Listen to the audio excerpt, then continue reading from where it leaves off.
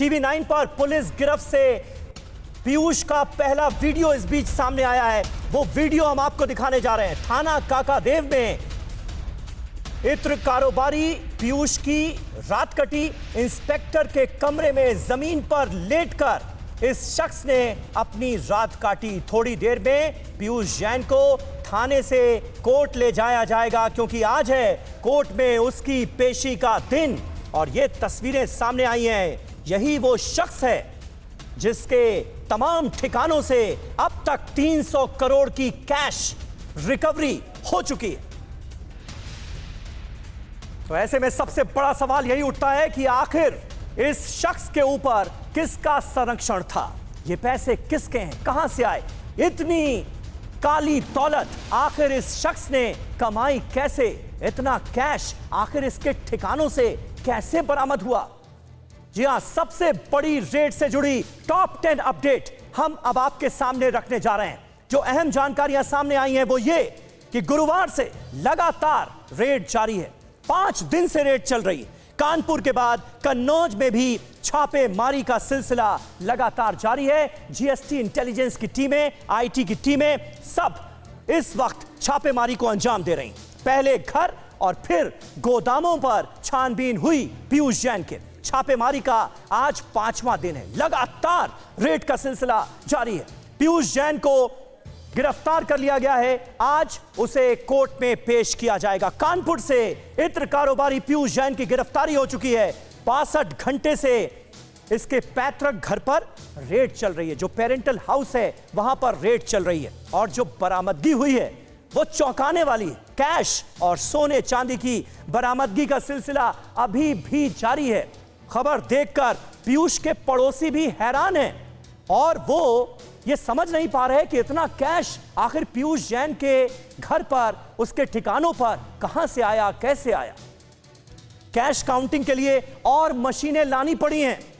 आप अंदाजा लगाइए, कैश इतना ज्यादा है, नोटों के बंडल इतने ज्यादा जगह जगह छुपे हुए हैं जो बरामद किए गए हैं कि उन्हें गिनना मुश्किल हो रहा है। और मशीनें लाई गई। छापेमारी से कई कारोबारियों में इस वक्त हड़कंप मचा हुआ है और यूपी में सनसनी नजर आ रही, क्योंकि इस कारोबारी पीयूष जैन के ठिकानों पर छापेमारी का सिलसिला जारी है और कैश जो इसके ठिकानों से बरामद हुआ है वो बढ़ता ही जा रहा है। 285 करोड़ थोड़ी देर पहले और अब 300 करोड़ कैश। अनीस अंसारी साहब हमारे साथ मौजूद हैं, आईएएस ऑफिसर रह चुके हैं। अंसारी साहब, ये घटना, ये जानकारियां जो अब तक सामने आई हैं रेड के जरिए, ये आपके लिए कितनी चौंकाने वाली हैं? और सबसे बड़ी बात तो ये कि काले धन के जमा होने का सिलसिला काले कुबेरों के पास ये तो अभी भी जारी है। कहां तो दावे किए जा रहे थे कि ब्लैक मनी जो है वो बिल्कुल खत्म कर दिया जाएगा, लेकिन 300 करोड़ कैश का बरामद होना क्या कहानी कह रहा है? चूंकि ये एक इंडिविजुअल के घर पे छापा हुआ है जी, और इतनी बड़ी अमाउंट निकली है, 300 करोड़ या उससे ज्यादा भी हो सकती है जी। जाहिर है ये चौंकाने वाली खबर है। आमतौर से व्यापारी इतना कैश अपने लेजिटिमेट एक्टिविटी में घर पे नहीं रखते हैं या किसी भी जगह नहीं रखते हैं, बैंकिंग ट्रांजैक्शन पे काम करते हैं। अपरेंटली प्राइमा फेसी तो ये लग रहा है कि ये इलीगली पैसा रखा गया है। इसमें जीएसटी का, इनकम टैक्स का, और अगर फॉरेन कोई इंपोर्ट एक्सपोर्ट का धंधा हुआ है तो उसमें फॉरेन एक्सचेंज का गलत इस्तेमाल हुआ है। हाँ। और सही बात तो जब इन्वेस्टिगेशन हो जाएगी और कोर्ट उसमें कोई नतीजा निकालेगी तभी निकलेगा, लेकिन एक आम शहरी कैसे से कहा जा सकता है ये इलीगल मनी है और इसको गवर्नमेंट की टैक्स की अदायगी नहीं की गई। लेकिन चौंकना इसलिए चाहिए कि हम लोग बहुत सी चीज़ें नज़रअंदाज करते हैं। एक बुनियादी चीज़ ये है, 2017 में बीजेपी की सरकार ने, मोदी जी की सरकार ने इलेक्ट्रल बॉन्ड शुरू किए। इलेक्ट्रल बॉन्ड में कोई भी आदमी पैसा दे दे, उसकी जानकारी नहीं है। कोई भी ऑर्गेनाइजेशन दे दे, कोई भी ट्रेडर दे दे, किस पार्टी को दिया गया है इसकी जानकारी नहीं है। एसबीआई छापती है सरकार के पैसे से, टैक्स से। एसबीआई उसको ट्रांसफर करती है। गवर्नमेंट ऑफ द डे, जो भी सेंट्रल गवर्नमेंट है, इस वक्त बीजेपी की सरकार है, उनको पता है कि किस शख्स ने कितना पैसा दिया है किस पार्टी को।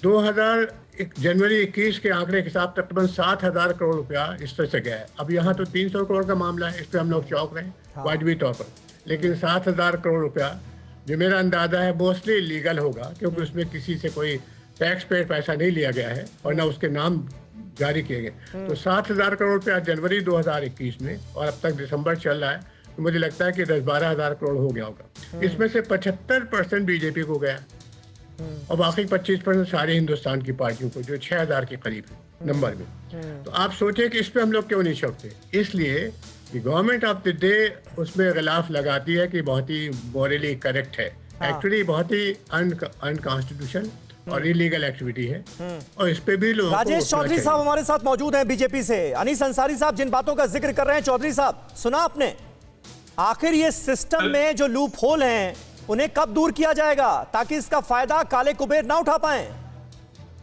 देखिए, नरेंद्र मोदी जी जब पावर में आए, जब भारतीय जनता पार्टी की सरकार बनी, तो ये पहली बार ऐसा हुआ कि वहां पर बॉन्ड जारी किया गया, केवल इसीलिए कि चुनाव में ट्रांसपेरेंसी रहे। अनीस अंसारी साहब जो कह रहे हैं, ऐसा लग रहा है जैसे इन्हीं के घर पर रेड पड़ गई है, क्या पेट में दर्द हो रहा है, उस पर नहीं बोल रहे। जहां 300 करोड़ बरामद हुआ है उस पे एक शब्द इन्होंने नहीं बोला। इन्होंने नहीं कहा कि वो अवैध धन था, वो काला धन था, या किस नेता के घर में बरामद हुआ है।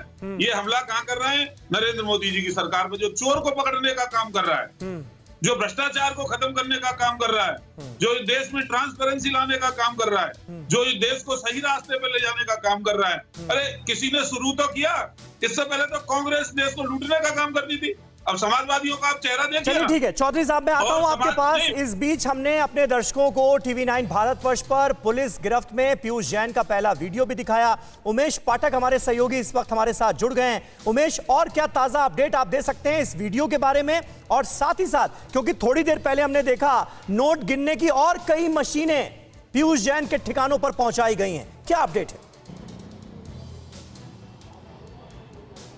देखिए समीर, आज 5वां दिन है कार्रवाई का, और 3 दिन पहले से ही डिटेन किया गया था पीयूष जैन को, और कल उनको गिरफ्तार कर लिया गया है। थोड़ी देर बाद उनको यहाँ पर जो रिमांड मजिस्ट्रेट है, रिमांड मजिस्ट्रेट के सामने प्रस्तुत किया जाएगा, और यहाँ से कोशिश होगी जो जीएसटी इंटेलिजेंस की टीम है कि रिमांड पर लेकर के उनको अहमदाबाद लेकर के जाए और पूछताछ करे। मैं आपको बताना चाहूँगा कि सेक्शन 67 में मुकदमा दर्ज कराया गया है काकादेव थाने में, और कल गिरफ्तारी के बाद काकादेव थाने में ही रखा गया। अच्छा। वहीं पर उनको अस्पताल ले जाकर के मेडिकल भी कराया गया, और वहाँ पर फर्श में वो कंबल के साथ वहाँ पर लेटे हुए नजर आए, और मीडिया ने भी बात करने की कोशिश की, लेकिन वो बात नहीं कर रहे हैं। अब देखने वाली बात होगी जब अदालत में उनको यहाँ पर पेश किया जाता है, उनको रिमांड दी जाती है, तो उसके बाद क्या कुछ कहते हैं। कोशिश रहेगी कि उनसे बात करने की कोशिश की जाए पीयूष जैन से।